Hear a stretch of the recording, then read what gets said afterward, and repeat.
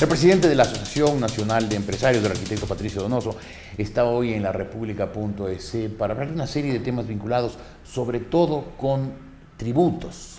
Arquitecto, estamos en plena reforma tributaria, estamos también frente al anuncio del presidente de la República que impondría un impuesto a las tierras, estamos frente a la ley antimonopolio. Empecemos con el tema de las tierras. ¿Qué opina del anuncio del presidente? El gobierno nos anuncia todos los días que hay crecimiento económico y que las cosas van bien. Me pregunto, si las cosas van tan bien, ¿por qué le piden al sector productivo privado 400 millones de dólares vía impuestos?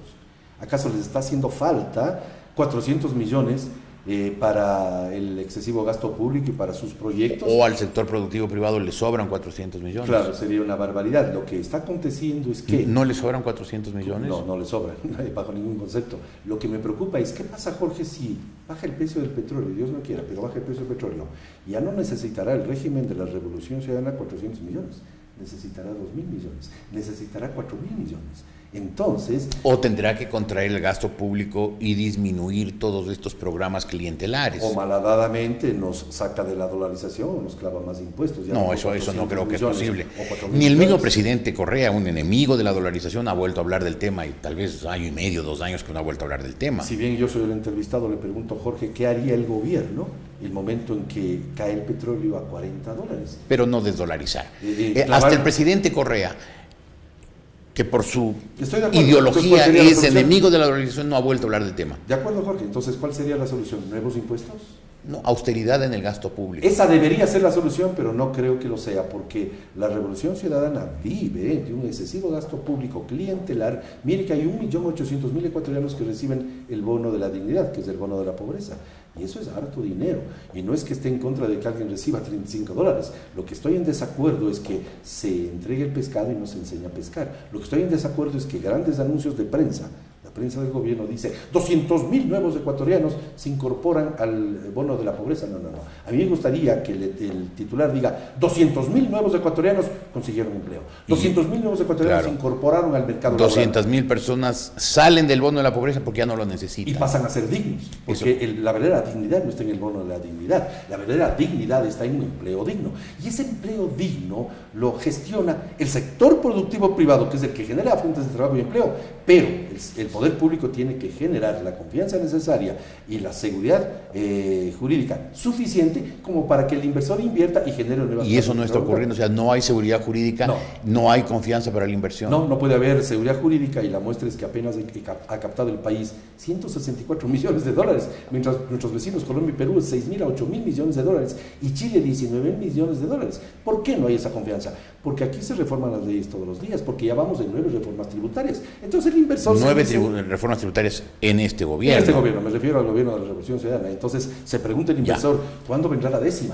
Primero. Segundo, se aprueba a machote, a rompecinchas, una ley antimonopolio. Yo he bregado, Jorge, desde hace 10 u 11 años por una ley de competencia que vaya en beneficio del consumidor, que tenga mejores precios, mejores productos y servicios, pero no una ley mala, una ley que la meten, Jorge, escúcheme bien, en 17 días laborables, porque al enviar el Ejecutivo con el carácter de urgencia económica, en la práctica no se tuvo más que 17 días para tratar un tema o una ley de mucha sensibilidad y muy importante, y por eso es que se aprobó, y algún bloque legislativo, inclusive el PRE, y lo digo de frente, votó a favor, dicen ellos, para que no pase por Ministerio de la Ley. Qué tragedia que en el Ecuador las leyes pasen, o porque el gobierno lo pasa por Ministerio de la Ley, y porque existe el temor. Bueno, esas son las eternas vivezas del PRE para apoyar al gobierno con el que tiene un acuerdo, pero... Y la viveza del gobierno en mandar con el carácter de urgencia económica, a lo cual yo pedí exhorté. Bueno, pero más allá del procedimiento, ¿la ley le parece mala? Por supuesto. ¿La ley de antimonopolio es mala? Sí, señor. ¿Por qué? Porque tiene una serie, y aquí tengo la documentación, porque tiene una serie de imprecisiones, Jorge, una serie de subjetividades y una serie de potestades discrecionales del régimen terriblemente negativas. Le doy el ejemplo. La autoridad, que es perentoria, le señala, le investiga y la misma le sanciona. Eso se llama ser juez y parte, no trae seguridad al inversor. 2, puede establecer aquella autoridad fijar precios temporales, pero no dice cuál es la temporalidad. El día de mañana a su empresa le fijan temporalmente sus precios por meses. Lo quiebran, Jorge, lo quiebran. Tercero, lo cual es sumamente grave. ¿Dónde quedó el tratamiento al monopolio público? ¿O acaso el SOAT no es un monopolio público? ¿O acaso el IES no es un monopolio público cuando impide la acción de las agencias manejadoras de fondos de pensiones?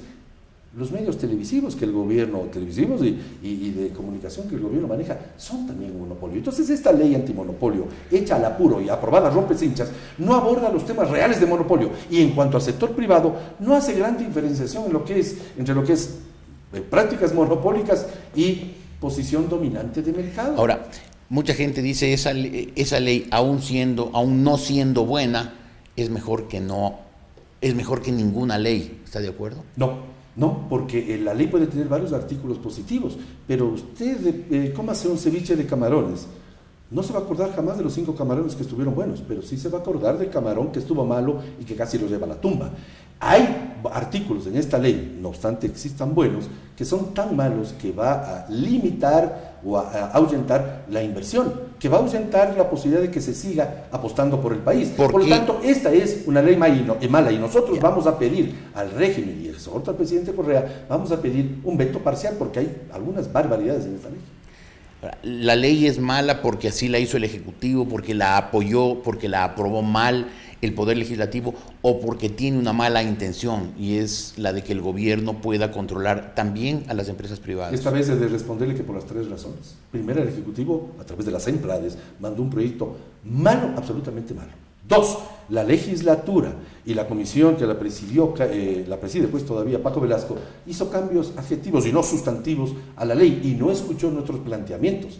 Y 3, por supuesto que hay una intencionalidad de control excesivo, cuando la propia Junta de Regulación y la Superintendencia son nombradas en términos prácticos, escúcheseme y óyaseme bien, en términos prácticos por el presidente de la República. O le pregunto a usted, a manera de respuesta, por supuesto, ¿acaso los 4 ministros que controlarán esto no son nombrados por el presidente de la República? Obviamente sí. Evidentemente que sí. Por lo tanto, existe una dependencia absoluta de una autoridad que el día de mañana deja de ser autoridad. Pero el empresario seguirá en el Ecuador apostándole al país, y es una actividad de pronto familiar y que da y genera muchas plazas de trabajo y empleo. Si la ley es mala y es preferible que no haya ley a que haya esa ley mala, ¿por qué le plantea el sector empresarial al presidente un veto parcial y no un veto total? Es que yo, en lo personal, estoy de acuerdo con usted, pero estoy convencido que el presidente Correa jamás mandará un veto total, porque si manda un veto total no puede volverse a tratar esta ley en mal.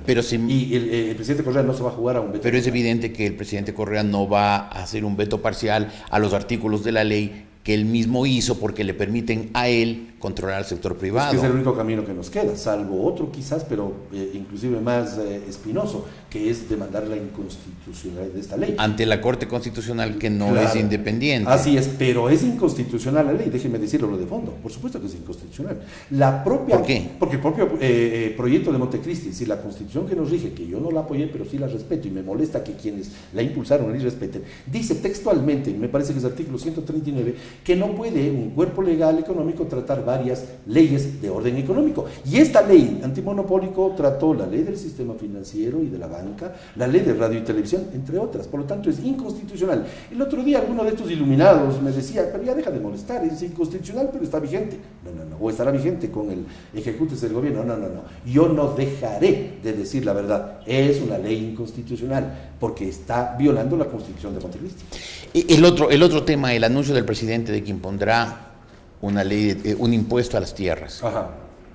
Es preocupante que se le extraiga más impuestos al agricultor, al abnegado agricultor que se levanta tempranito a trabajar en el campo, y hoy le van a clavar más impuestos. Y hay algunos temas inherentes a aquel impuesto a las tierras que sí nos preocupa. Se habla de una exoneración a través de la ministra, me parece, Aguiñaga. Y mire usted, este impuesto a las tierras le dio al fisco 2.766.000 en el 2010. Y en el 2011 le ha dado hasta la fecha, hasta el 24 de junio, que son las cifras que tengo yo y no el Banco Central, $762.000. La pregunta es, perdóname la expresión, la opinión pública, ¿tanta laraca por $2,5 millones? Dejen de hacer publicidad. Pues. Pero también tanta laraca de los pero, de los agricultores que se quejan si solamente han tenido que pagar $2 millones. Pero para el agricultor pequeño sí es duro, al que tiene 30 Bueno, es que no tiene cada uno que pagar $2 millones.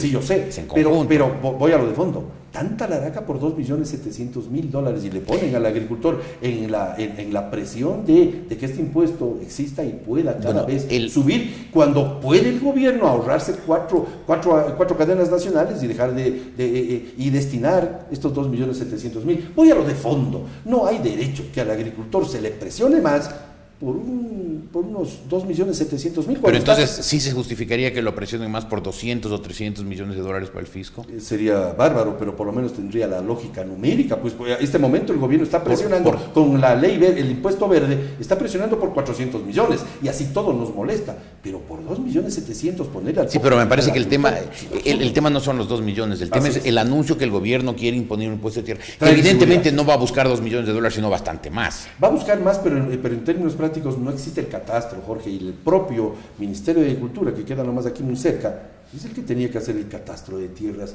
para poder aplicar. Bueno, el día que haga un catastro se podrá entonces cobrar. Sí, mientras no se haga el catastro... o sea, usted lo que dice, el problema no es el impuesto, el problema es solamente el catastro. Son las dos cosas, me referí primero a lo primero, y es una barbaridad, tanta laraca por este valor, teniendo en cuenta que el culpable es del propio régimen que no ha hecho el catastro de tierras, y dos, al tema del impuesto. Ya basta de impuestos. Los países que salen del subdesarrollo no aplican como medida tributarista pues la medida de salir del subdesarrollo, sino generar nueva riqueza, que es lo que no está haciéndose en el país. Por lo tanto, este impuesto a las tierras es injusto de toda injusticia. Ahora, usted fue presidente de la Cámara de Agricultura. Así es. Los agricultores, los grandes terratenientes, ¿no deberían aportar más? Ya no existen grandes terratenientes, mi estimado Jorge. ¿No? Poquitos. No, ya no existe. Con la reforma agraria primera del año 64, la segunda del 73, prácticamente... Bueno, entonces le reformulo la pregunta. Sí. ¿Los medianos terratenientes no deberían aportar más al fisco? Sí, claro.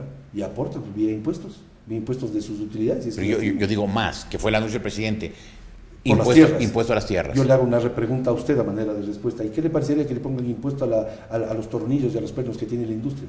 O que le pongan impuestos a las computadoras que usa el comercio. Ya basta de que al agricultor se le someta más. Porque este impuesto, que es perfectamente injusto, es solo al agricultor y no al industrial, no al comerciante.